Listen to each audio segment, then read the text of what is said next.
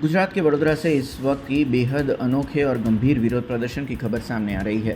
कहते हैं कि प्रशासन जब कुंभकर्णीय नींद में सो जाता है तो जनता उसे जगाने के लिए नए नए रास्ते अपनाती है। कुछ ऐसा ही आज वडोदरा के प्रसिद्ध खासवाड़ी स्मशान गृह में देखने को मिला, जहां प्रशासन को जगाने के लिए रामधुन का सहारा लिया गया। दरअसल ये पूरा मामला वडोदरा के महाराष्ट्रियन समाज की धार्मिक भावना और प्रशासन की वादा खिलाफी से जुड़ा हुआ है।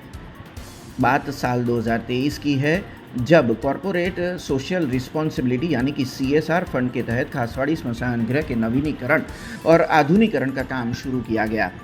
IOCL और पावर ग्रिड जैसी कंपनियों द्वारा इसके लिए करीबन 15 करोड़ रुपए का भारी भरकम फंड भी दिया गया। उस समय राजनीतिक गलियारों से जो दिग्गज थे, उनकी ओर से महाराष्ट्रियन समाज को लिखित या मौखिक रूप से एक बड़ी गारंटी दी गई थी। वादा यह था कि महाराष्ट्रियन समाज की 10 पिंड विधि के लिए तय की गई जो जगह है, वहां से नवीनीकरण का काम शुरू किया जाएगा। लेकिन आज ज़मीनी हकीकत क्या है? आज खासवाड़ी स्मशान गृह का करीबन 90% काम पूरा होने की कगार पर है, लेकिन महाराष्ट्रियन समाज की 10 पिंड विधि वाली जगह पर प्रशासन ने आज तक एक ईंट भी नहीं हिलाई है। समाज के लोग अब सीधे तौर पर सवाल पूछ रहे हैं कि क्या उस समय सिर्फ उनका समर्थन लेने के लिए उन्हें राजनीति का लॉलीपॉप थमा दिया गया था।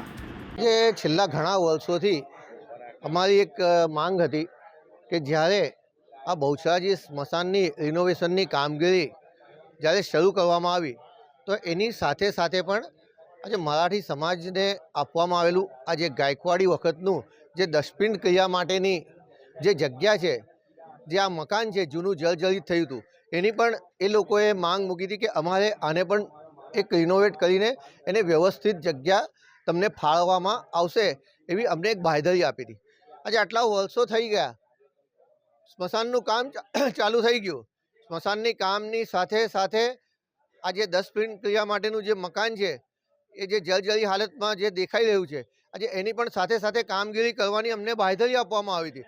મ્યુનિસિપલ કમિશનરથી લઈને કોર્પોરેશનના સત્તાધીશો, જે સત્તામાં બેસેલા જે નેતાઓ, પૂર્વ મેયર, સ્ટેન્ડિંગ કમિટીના ચેરમેન, પૂર્વ સાંસદ, તમામે અમને બાંહેધરી આપી કે ભાઈ આ મકાનની કામગીરી અમને તમારી સાથે સાથે જે રીતે સ્મશાનની કામગીરી ચાલુ થશે એની સાથે સાથે તમને આ કામગીરી 2 વર્ષની અંદર તમને પૂર્ણ કરી આપવામાં આવશે અને તમને પણ અહીંયા સારી વ્યવસ્થા અહીંયા પૂરી પાડવામાં આવશે એવી બાંહેધરી આપ્યા પછી પણ આજે આટલા વર્ષો થયા, એક સાદો પાયો સુદ્ધા નાખવામાં નથી આવ્યો।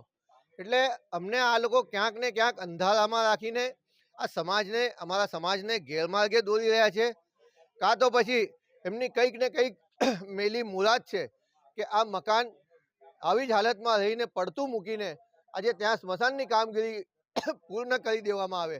પણ જો આવી કોઈ મેલી મુરાદ જો બહાર નહીં આવવા દઈએ, જો આવી કોઈ મેલી મુરાદ આ લોકોની હશે તો આમની સામે અમે અત્યાર સુધી તો શાંતિથી રજૂઆતો કરી છે, પણ આવનાર દિવસોમાં આજે આ જ સમાજ જે ખૂબ મોટા પ્રમાણમાં અહીંયા વડોદરામાં વસે છે, આજે તમામ નાગરિકો સમાજના આજે રસ્તા પર નીકળીને આંદોલન કરવાની ફરજ પડશે અને આ આંદોલન ગાંધી ચિંધ્યા માર્ગે દરેકે દરેક વડોદરા શહેરની ગલીમાં અમારા દ્વારા લઈ જવામાં આવશે। આ વિસ્તાર એટલે ખાસવાડી સ્મશાન ભૂમિ સર સયાજીરાવ ગાયકવાડ મહારાજે મહારાષ્ટ્રીયન સમાજને આપેલી આ ભૂમિ છે, જ્યાં મહારાષ્ટ્રીયન સમાજની તમામ પ્રકારની પહેલા દિવસ પછીની વિધિઓ થાય છે। આ જે ખાસવાડી સ્મશાન ભૂમિ છે એમાં 2023થી નવીનીકરણ કરવા માટેની સરકાર અને પ્રશાસને જાહેરાત કરેલી। એમાં 2 કંપનીઓ 15.50 કરોડનો ફંડ CSR ફંડ કોર્પોરેશનને આપ્યો। આજે બાજુમાં તમે જુઓ તો ચિતાની જે જગ્યા છે એ 90% કામ પૂરું થયું છે।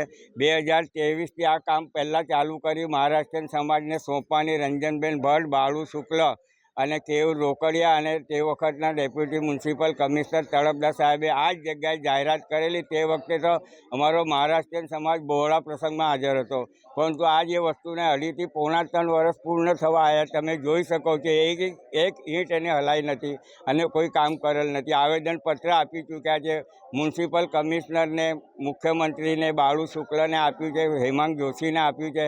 એ લોકો મરાઠી સમાજનો ઘોર અપમાન કરે છે। વડોદરાની જનતા, મહારાષ્ટ્ર મહારાષ્ટ્રીયન સમાજ જાગી જાઓ, હવે જાગવાનો પ્રસંગ આવી ગયો છે. એ લોકો મહારાષ્ટ્રીયન સમાજને બોલાવતા નથી, જવાબ આપતા નથી, ક્યારે સોંપવાનું છે. એટલે દરેક વોર્ડમાં આ માહિતી પહોંચી ગઈ છે. આજની તારીખમાં 19 વોર્ડના મહારાષ્ટ્રીયન સમાજના પ્રમુખો હાજર હતા અને આ મેસેજ આખા વડોદરા શહેરમાં ફેલાયેલો છે. એના માટે સરકારને અને ધારાસભ્યને સદબુદ્ધિ આપે એટલે મહારાષ્ટ્રીયન સમાજે રામધૂનનો કાર્યક્રમ પૂર્ણ કરેલ છે.